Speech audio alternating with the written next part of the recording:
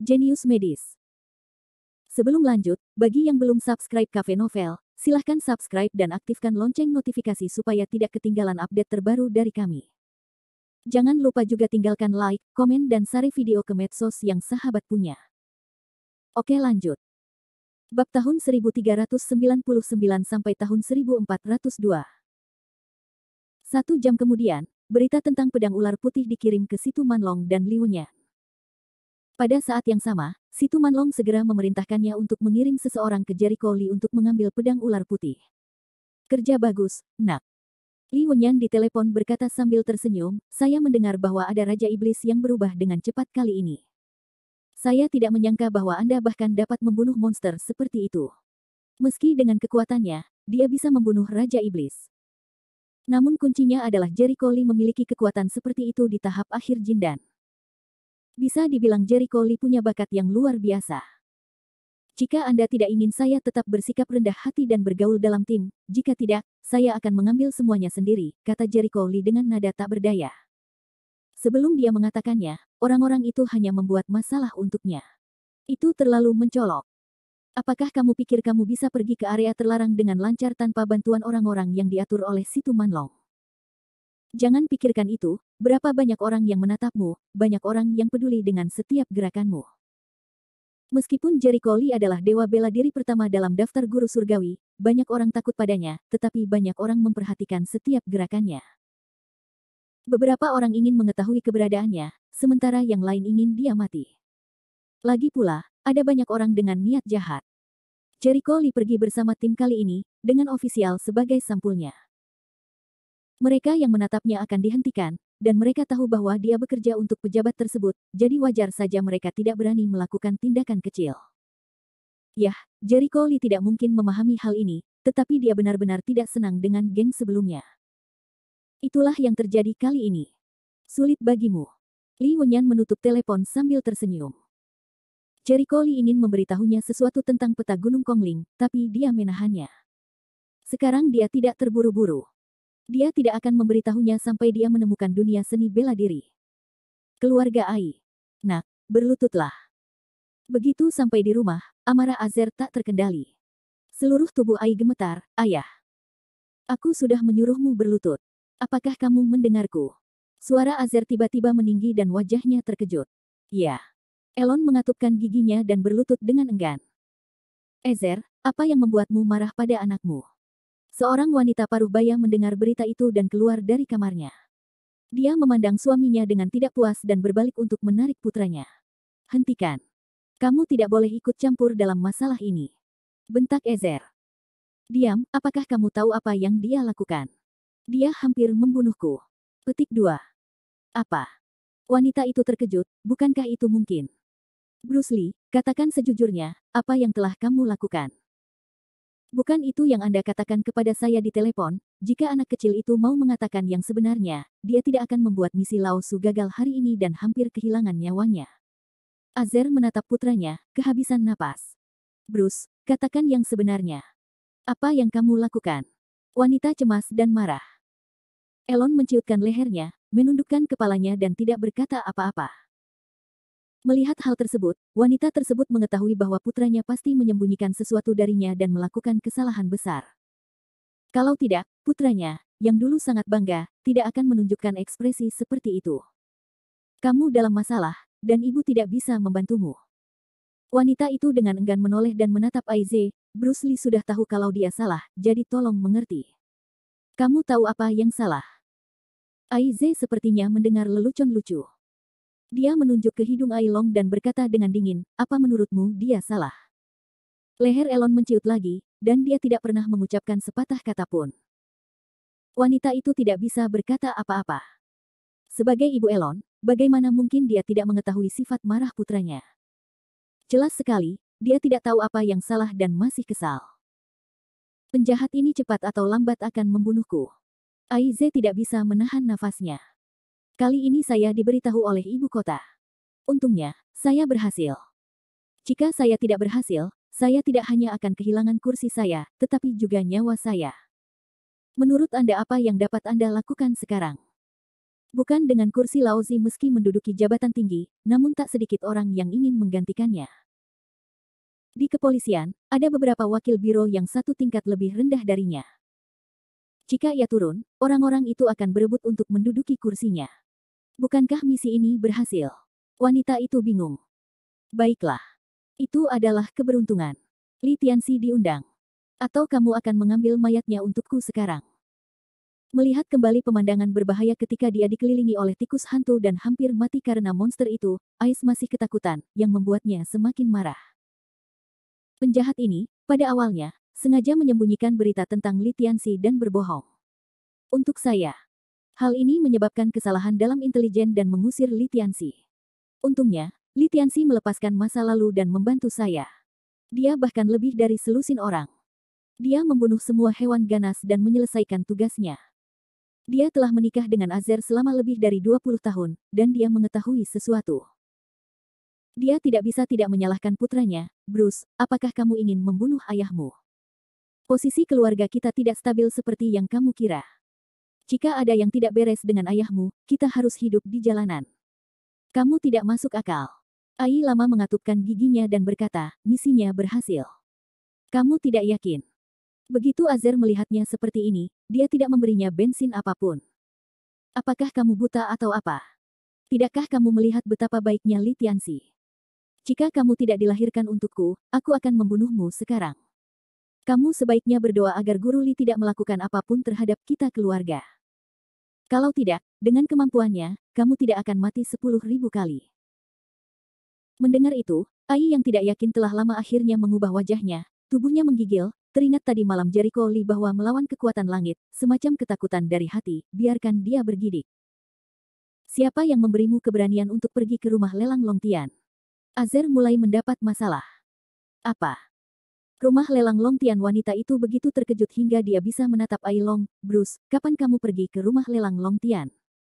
Kenapa aku tidak mengetahuinya? Elon menundukkan kepalanya dan menggigit giginya, tidak berani menjawab. Apakah kamu bodoh? Wanita sedang terburu-buru. Kamu bertanya padanya. Dia bisa mengatakan yang sebenarnya. Ai Zeleng mendengus, aku tidak tahu kamu begitu berani. Jika aku tidak tahu kamu menyembunyikan sesuatu tadi malam, aku pikir kamu berada di sela-sela pelelangan. Di mana kamu mengundang ke pelelangan? Pelataran dalam rumah lelang Longtian. Katakan, aku. Wajah Elon berubah dan dia tergagap. Aku tidak tahu, kan? Ai Ze sangat marah, dan wajahnya muram. Aku bertanya-tanya bagaimana caranya kamu kenal Li Tianxi. Dia mengatakan bahwa Li Tianxi tidak sekuat rumor yang beredar. Bicara omong kosong padaku. Kamu sangat pandai mendengarkan komentar orang lain di luar. Bahkan Lao Su berani menipuku. Anda tidak bisa mengucapkan undangannya, bukan? Aku akan menelepon Lian Hengyi sekarang. Dia pasti tahu kalau kalian sudah bersama sepanjang hari. Bab 1400.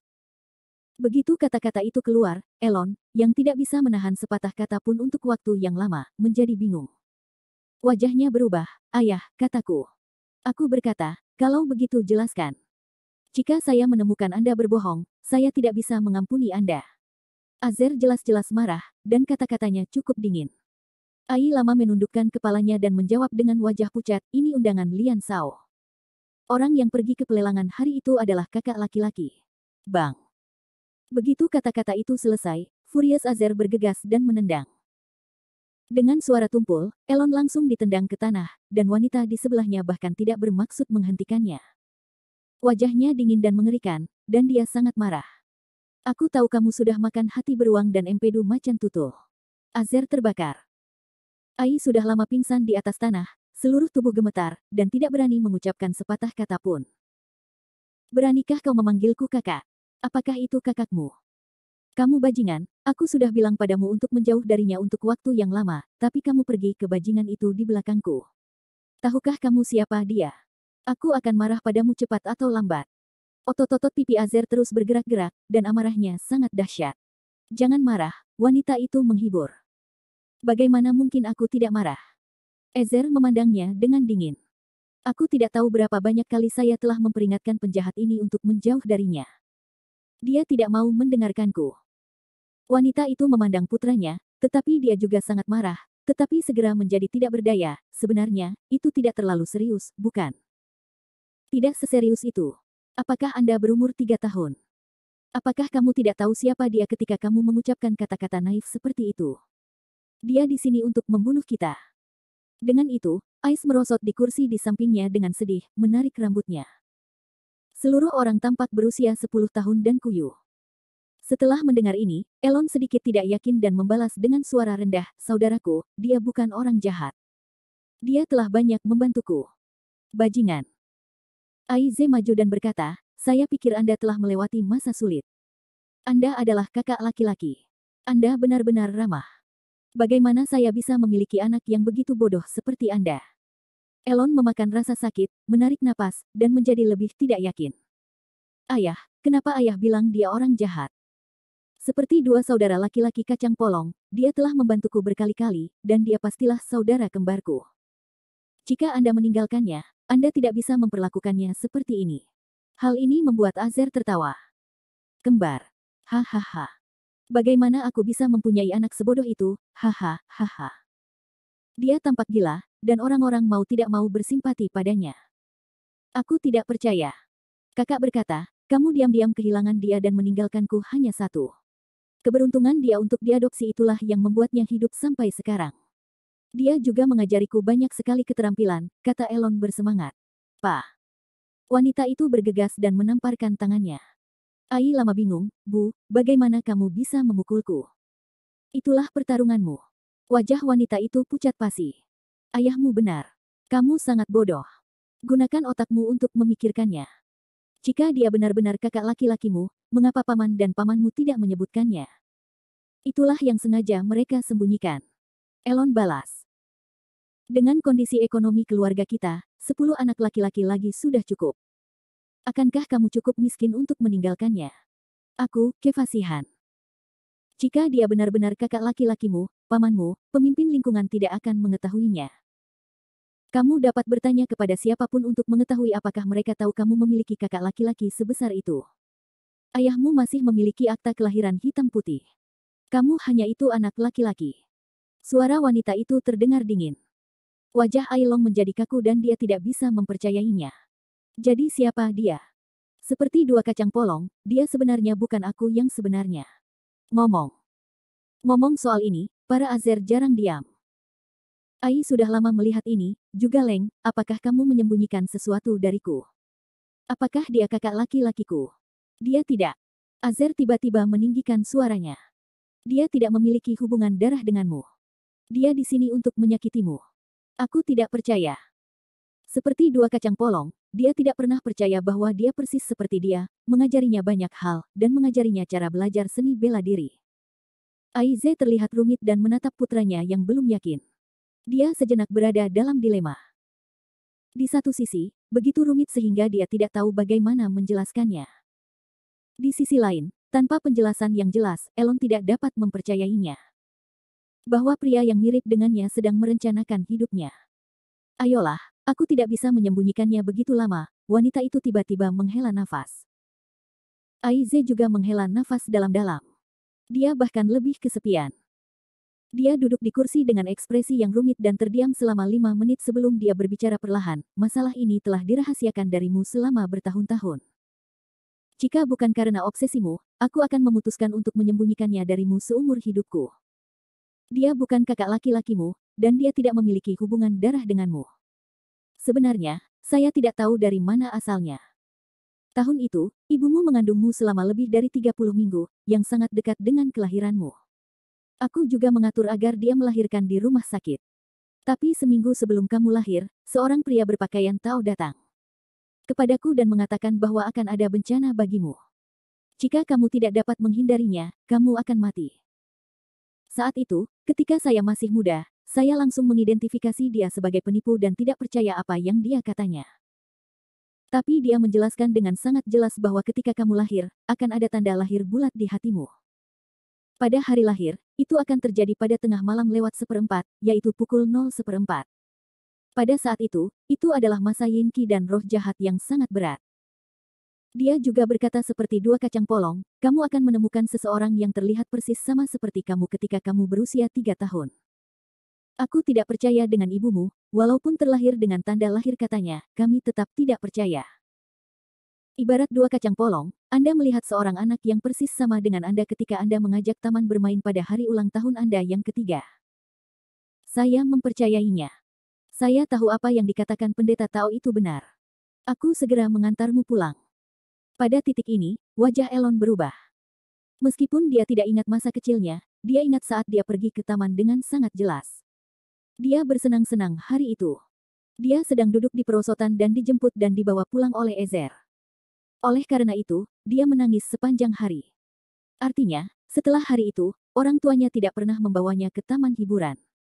Dia selalu berpikir bahwa dia terlalu nakal saat itu.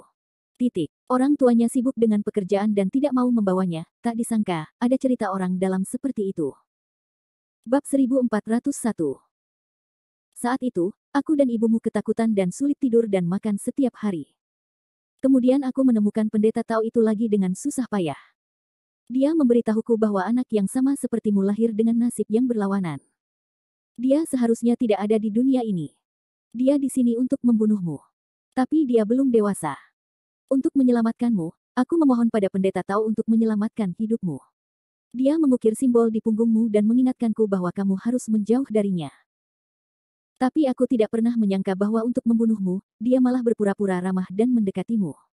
Suara Azer penuh amarah. Ini, bagaimana ini bisa terjadi? Ai Lama bingung. Kabar tersebut membuat fakta yang selama ini diyakininya runtuh. Apakah dia benar-benar di sini untuk menyakitiku? Ini konyol.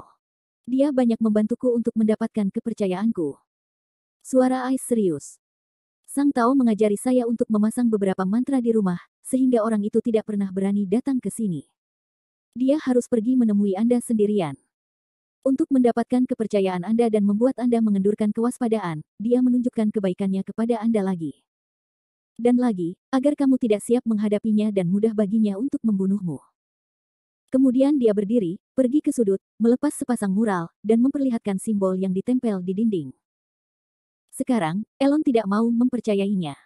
Dia harus mempercayainya. Dia membuka mulutnya lebar-lebar dan menjadi pucat. Apa gunanya membunuhku demi dia? Melihat putranya akhirnya tercerahkan, wajah Ais sedikit lega.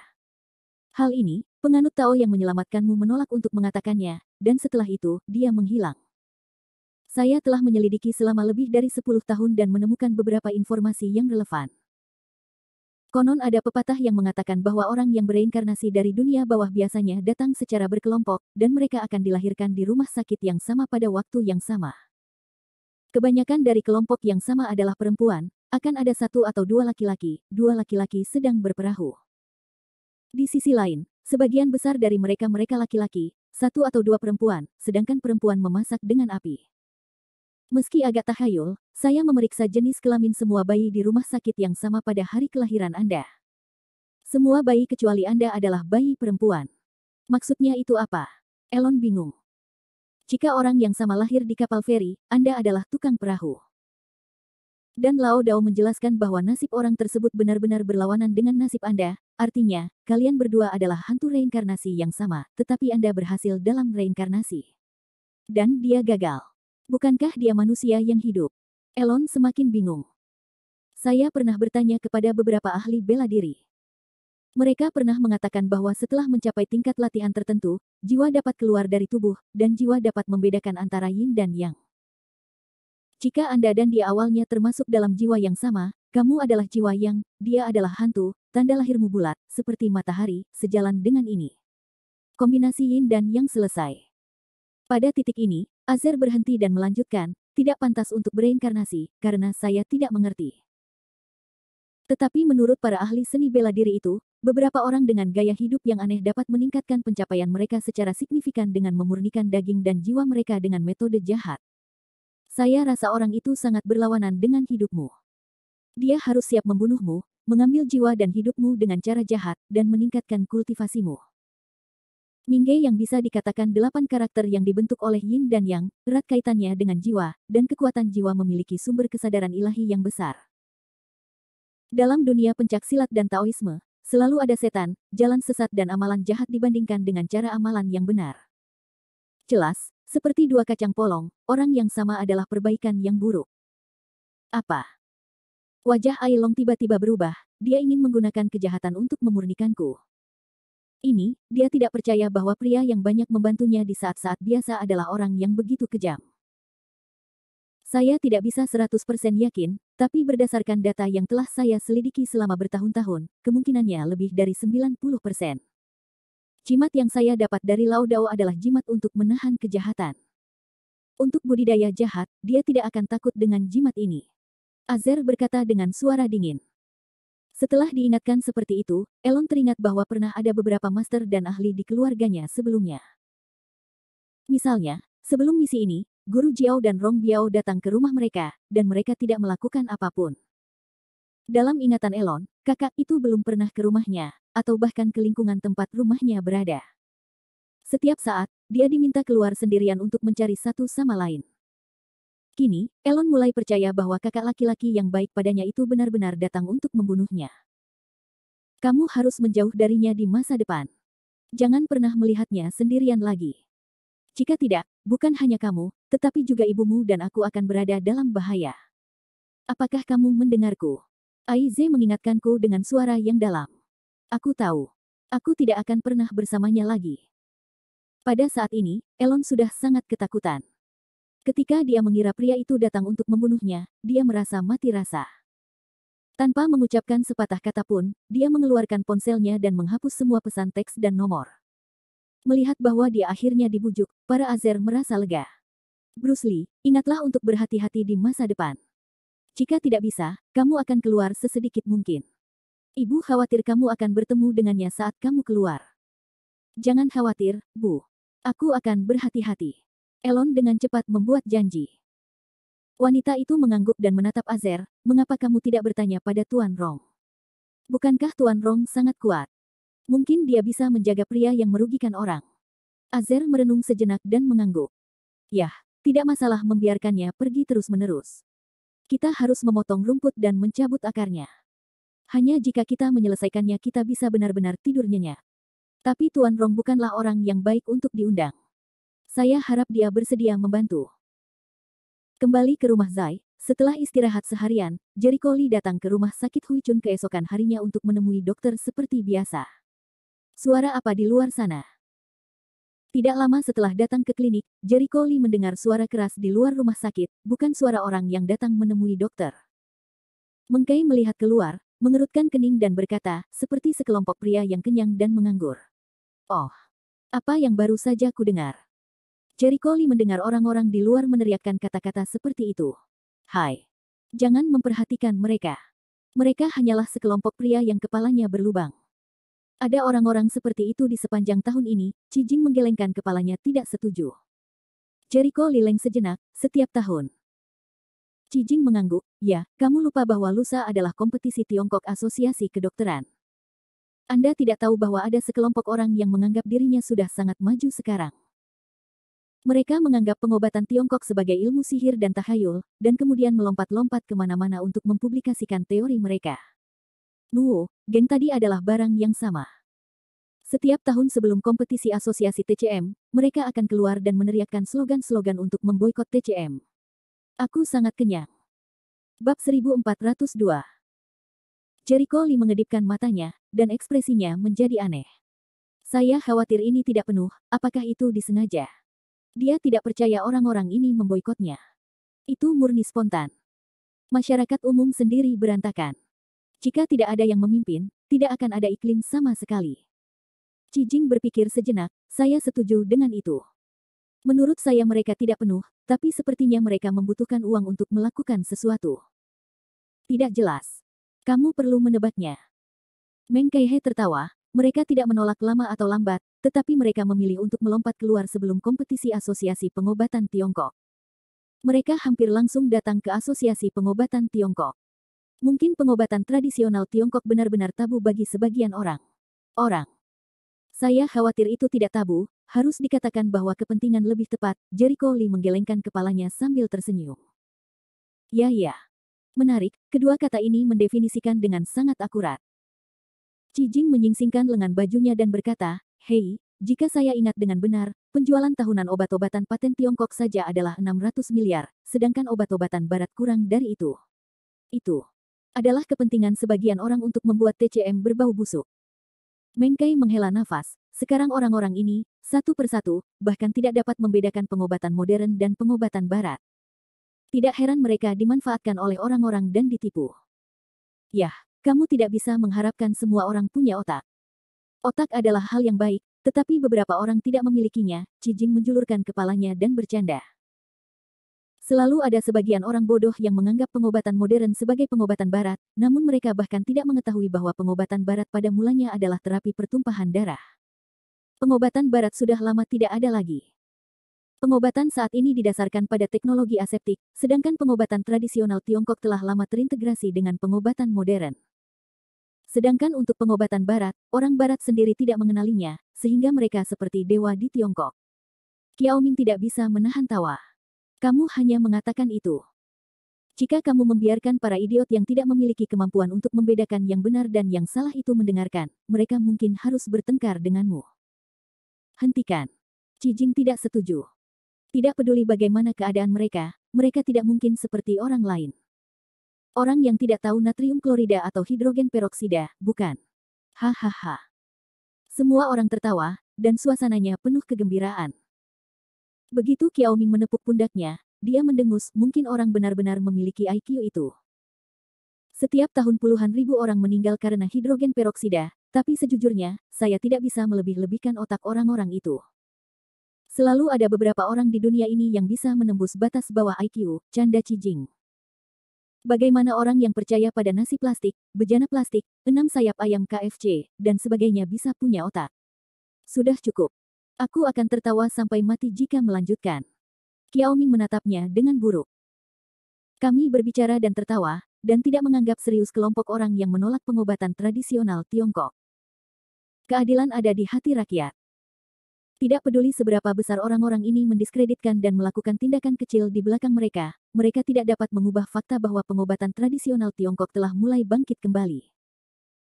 Perlu disebutkan bahwa Universitas Huaxia saat ini telah menambahkan lebih dari 20 spesialisasi yang berkaitan dengan pengobatan tradisional Tiongkok, dan semuanya adalah universitas terkenal. Ada orang yang bodoh, tapi ada pula yang berpikiran jernih. Tidak perlu ada sekelompok orang yang menyangkal TCM tetapi mencari bantuan dari TCM setelah sakit parah untuk menilai apakah TCM berguna atau tidak. Keesokan harinya, Jericho Lee menerima telepon dari Soli. Dokter Lee, besok adalah hari Asosiasi Pengobatan Tradisional Tiongkok Sichuan Selatan untuk berkomunikasi. Jangan lupakan itu. Solie berkata sambil tersenyum. Ingat, bagaimana aku bisa melupakan hal sebesar itu? Jericho Lee mengangguk dan berdiri. Dia kebetulan melihat geng itu melewati pintu pusat kesehatan kemarin. Dia mengerutkan kening dan memikirkannya. Dia berkata, Dinsu, ada sesuatu yang ingin saya sampaikan kepada Anda. Ada apa, katamu? Tahukah Anda bahwa sekelompok orang memboikot TCM? Solie jelas tertegun sejenak, kamu bilang orang-orang yang kenyang itu. Aku kenal mereka. Mereka keluar pada waktu-waktu seperti ini. Ada apa? Mereka kembali ke rumah sakit musim semi untuk membuat masalah. Ada banyak orang yang lewat di depan pintu rumah sakit. Slogannya keras dan menghasut. Diperkirakan beberapa orang yang lewat tak dikenal akan ditipu oleh mereka. Jericho Lee mengerutkan kening di depan pintu. Solie berpikir sejenak dan berkata, sebenarnya, saya juga memikirkan siapa yang bertanggung jawab atas orang-orang ini, tapi saya tidak bisa mengetahuinya. Tapi Anda dapat yakin bahwa pertemuan pertukaran besok tidak akan terpengaruh oleh mereka. Saya tidak khawatir dengan dampak dari pertemuan pertukaran tersebut, tetapi orang-orang ini melompat-lompat, dan dampaknya sangat buruk, yang akan berdampak negatif yang sangat buruk pada pengobatan tradisional Tiongkok, kata Jericho Lee dengan nada bermartabat. Yah, begitu. Saya akan mencoba menghadapinya, kata Solie. Jangan lupa pertemuan besok. Aku akan menjemputmu kalau begitu. Ya. Setelah menutup telepon, Jericho Lee melihat sosok di luar dengan sedikit rasa dingin di matanya. Tidak peduli siapa dalang di balik orang-orang ini, jika Anda membiarkannya mengetahuinya, dia akan mencabut mereka. Besok adalah hari pertemuan pertukaran, seharusnya ada banyak dokter yang hebat. Ini bukan hanya kesempatan bagus untuk belajar, tapi juga kesempatan bagus untuk memperluas pengaruh pengobatan tradisional Tiongkok. Pikiran Jericho Lee mulai aktif. Jika seseorang ingin mendiskreditkan TCM, tentu saja ia harus melawan agar TCM lebih terkenal, seperti terakhir kali ia menantang TCM di Kota Ajaib. Tapi aku bisa memikirkannya, dan aku khawatir lawanku juga memikirkannya. Mereka pasti punya lebih dari satu tangan. Memikirkan hal ini, Jericho Lee merasa dia harus tetap tinggal, jadi dia memanggil Rong Su dan menyuruhnya melakukan sesuatu. Pada jam 8 keesokan paginya, Soli pergi ke rumah Zai Suo. Kingsway, kamu mau ikut juga? Jericho Lee tercengang. Kenapa, aku tidak bisa pergi? Zai Kingsway berkata, ayahku adalah presiden Asosiasi Pengobatan Tradisional Tiongkok Sichuan Selatan, oke. Hanya saja dia sibuk akhir-akhir ini dan tidak bisa pergi, jadi aku harus melakukannya untuknya. Jericho Lee tiba-tiba berkata, ayo pergi. Mereka keluar dari kamar. Begitu Solie melihat mereka, dia langsung muncul sambil tersenyum. Dokter Lee, saya beritahu Anda bahwa beberapa hari yang lalu, Anda menyembuhkan kasus hematoma laba-laba hantu dan membuat video pengajaran. Setelah promosi saya, tanggapannya sangat kuat. Orang-orang tua di asosiasi sangat ingin bertemu dengan Anda sekarang. Itu berlebihan. Saya bukan seorang bintang, Jericho Lee menggelengkan kepalanya. Yah, kamu jauh lebih baik daripada bintang. Tidak peduli seberapa kuat bintang itu, bagaimana kamu bisa membantu yang terluka dan menyelamatkan yang sekarat. Pengobatan hematoma laba-laba hantu saja akan berhasil selama ribuan tahun. Solie berkata, itu kebetulan saya berdiskusi dengan mereka. Saya dapat menggunakan kesempatan ini untuk membangun momentum TCM, mempromosikan TCM, dan menekan kesombongan badut yang melompat-lompat sepanjang hari.